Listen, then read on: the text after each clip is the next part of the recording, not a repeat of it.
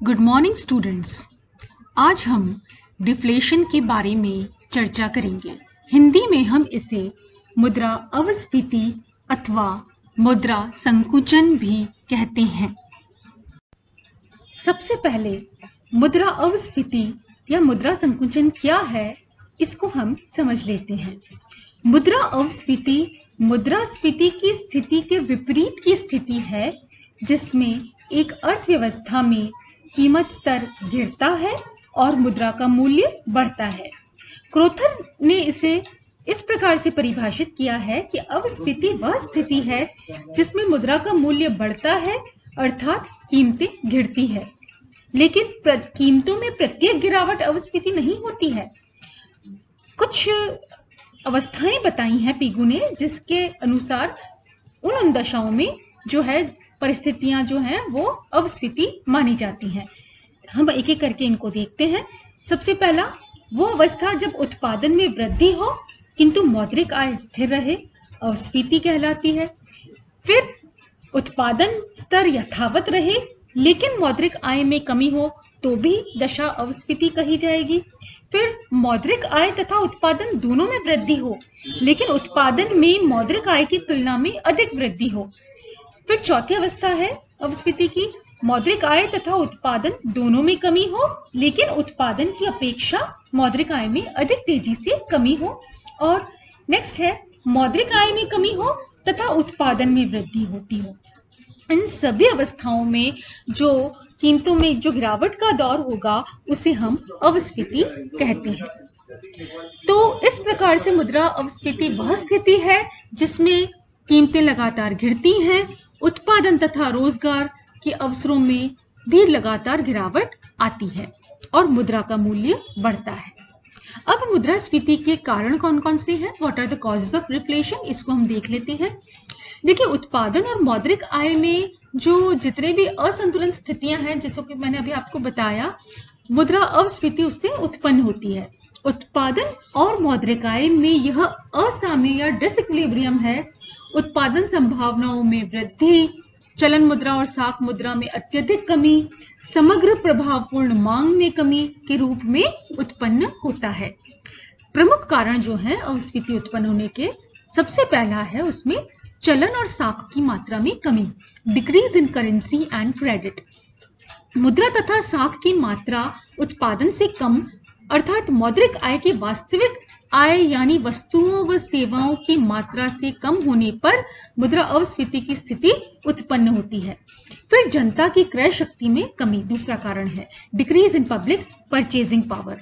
सरकार के अधिक करारोपण, केंद्रीय बैंक की ऊंची बैंक दर, नकद कोषानुपात में वृद्धि, सरकार की महंगी रणनीति के कारण जनता की समग्र क्रय शक्ति में कमी आती है, जिससे चलन मुद्रा और साख की मात्रा में कमी के कारण कीमत स्तर में गिरावट आ जाती है तथा मुद्रा के मूल्य में वृद्धि होती है। फिर नेक्स्ट कारण है अति उत्पादन की स्थिति, ओवर प्रोडक्शन। अति उत्पादन की स्थिति में राष्ट्र में मुद्रा अवस्फीति की स्थिति उत्पन्न हो सकती है। फिर नेक्स्ट कारण है संतुलित बजट की स्थिति तथा सरकारी व्यय में कमी, balanced budget and decrease in government expenditure. सरकार द्वारा संतुलित बजट की स्थिति तथा सरकारी व्यय में कमी से जन सामान्य के पास क्या होता है, कम क्रय शक्ति आती है, जिससे सामान्य कीमत स्तर गिरता है। फिर एक और कारण है पूंजी की सीमांत उत्पादकता में कमी, यानी decrease in marginal physical productivity of capital. पूंजी की जो सीमांत उत्पादकता है उसमें कमी से भी जो है अवस्फीति उत्पन्न होती है। और एक देश में अनेक कारणों से पूंजी की उत्पादकता में कमी आ सकती है, जिसके परिणाम स्वरूप निजी स्वैच्छिक विनियोगों में गिरावट आने से आय, उत्पादन, रोजगार का स्तर गिर सकता है और अर्थव्यवस्था में अवस्फीति की स्थिति उत्पन्न हो सकती है। अब मुद्रास्फीति के प्रभावों को देख लेते हैं। तो अवस्फीति से एक देश की अर्थव्यवस्था पर बहुत बहुआयामी प्रभाव होते हैं। अवस्फीति संपूर्ण समाज को अनेक रूपों से प्रभावित करती है। इसको हम दो भागों में विभाजित कर सकते हैं प्रभावों को, एक तो विभिन्न वर्गों पर प्रभाव और एक अन्य प्रभाव, impact on various sectors and other impacts. तो सबसे पहले हम लेते हैं विभिन्न वर्गों पर प्रभाव। तो उसमें सबसे पहला है उत्पादन और व्यापारी वर्ग, प्रोड्यूसर्स एंड बिजनेसमैन पर। तो देखिए, अवस्फीति उत्पादक और व्यापारियों को विपरीत रूप से प्रभावित करती है। जहां मुद्रास्फीति पॉजिटिवली इफेक्ट करती है, वहां अवस्फीति जो उत्पादक और व्यापारी वर्ग है उसको नेगेटिवली इंपैक्ट करती है। पहली तो वस्तुओं की प्रभावी मांग कम होने से निर्मित माल का भंडार अधिक हो जाता है, और दूसरा उत्पादन लागत वस्तुओं की कीमतों की अपेक्षा अधिक होती है, जो उत्पादकों के लिए हानि का कारण बनती है। दूसरा है विनियोजक वर्ग, इन्वेस्टर ग्रुप। तो देखिए, अवस्फीति के विनियोजक वर्ग के प्रभावों को भी हम दो पार्ट्स में डिवाइड कर सकते हैं। पहला, वो इन्वेस्टर्स या विनियोजक जिनकी आय स्थिर होती है, तो ऐसे जो इन्वेस्टर्स हैं उनको अवस्फीति में लाभ होता है, जो कि स्थिर आय वाले होते हैं। दूसरे वो विनियोजक जिनकी आय परिवर्तनशील होती है, तो इनको मुद्रा संकुचन में हानि होती है, क्योंकि अधिकांश उद्योगों में निराशा का वातावरण और हानि की स्थिति होने से लाभांशों में गिरावट आती है और प्रतिभूतियों के मूल्य में कमी आती है। फिर है वेतनभोगी और श्रमिक वर्ग, सैलरीड एंड लेबर क्लास।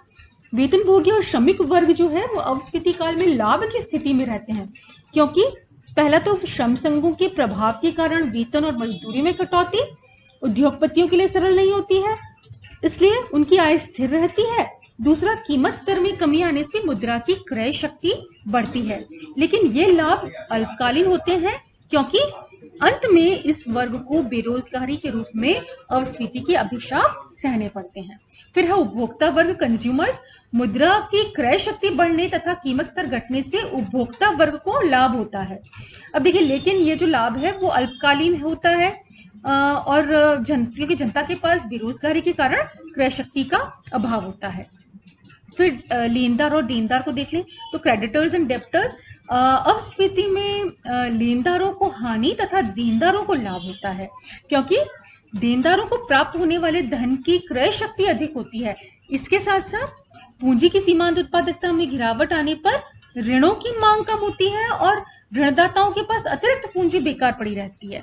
अवस्फीति में ऋणी वर्ग को हानि होती है, क्योंकि उनके पास क्रय शक्ति ऋणदाताओं को मूलधन तथा ब्याज के रूप में चुकानी पड़ती है। अब हम इसके अदर इफेक्ट्स भी देख लेते हैं। तो पहला तो है कि आर्थिक क्रियाओं का एक तरह से लुप्त हो जाना और निराशाजनक प्रभाव होना। सेटबैक, एक तरह से अवस्फीति के time setback, it gives the setback to economic activities. पूंजी की सीमांत उत्पादकता में कमी आने से और निर्मित माल के भंडार की अधिकता होने से लाभ में कमी होने के कारण अर्थव्यवस्था में क्या होता है, आर्थिक क्रियाओं में अवरोध उत्पन्न होता है तथा संपूर्ण अर्थव्यवस्था में आर्थिक निराशा का वातावरण छा जाता है।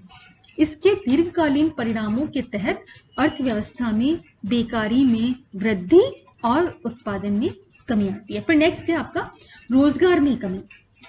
अब देखिए, लो लेवल ऑफ एम्प्लॉयमेंट, वो भी एक इम्पैक्ट है डिफ्लेशन का। फिर कीमतों में गिरावट और निराशाजनक आर्थिक वातावरण के कारण देश में विनियोग स्तर में गिरावट आती है, जिससे इन द एंड रोजगार के अवसरों में गिरावट आती है। बढ़ती हानि तथा प्रभावी मांग में कमी के कारण क्या होता है, उद्योग धंधे बंद हो जाते हैं, श्रमिकों की छटनी होती है। फिर नेक्स्ट है इंक्रीज इन टैक्सेशन, करारोपण में वृद्धि।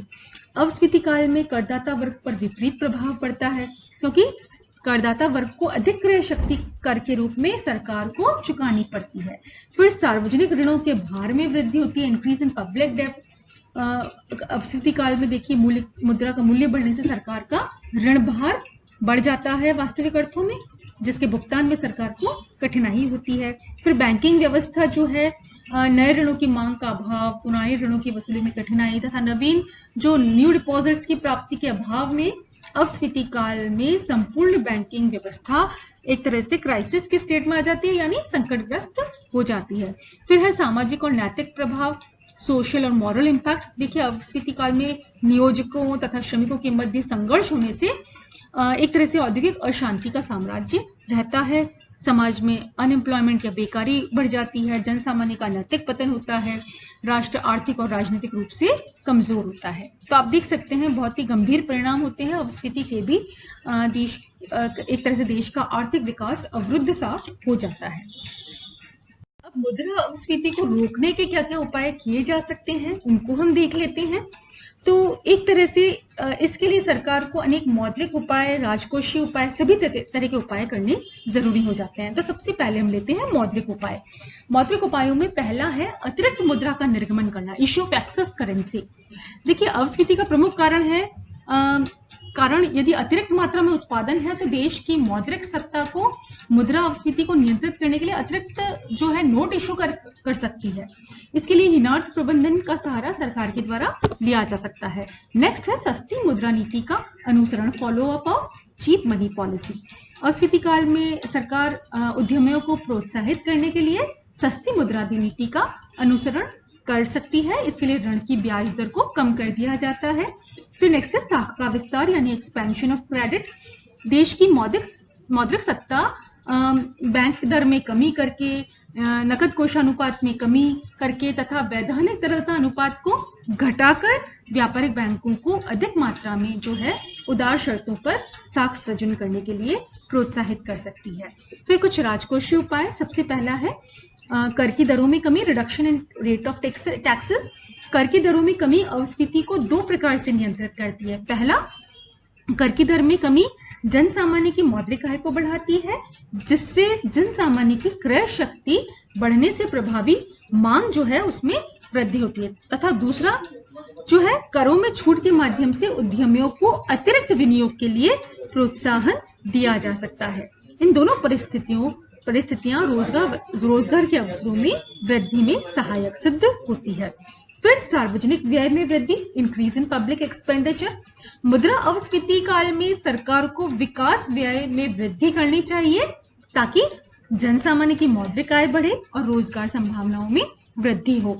फिर नेक्स्ट है लोक ऋणों का पुनर्भुगतान, रीपेमेंट ऑफ पब्लिक डेब्ट। अपस्फीति के समय जन सामान्य की क्रय शक्ति को बढ़ाने के लिए और वस्तुओं की प्रभावी मांग में वृद्धि करने के उद्देश्य से सरकार मुद्रा अपस्फीति की दशा में जनता के ऋणों का पुनर्भुगतान कर सकती है। और नेक्स्ट है अनुदानों को स्वीकृति, सैंक्शन ऑफ सब्सिडी।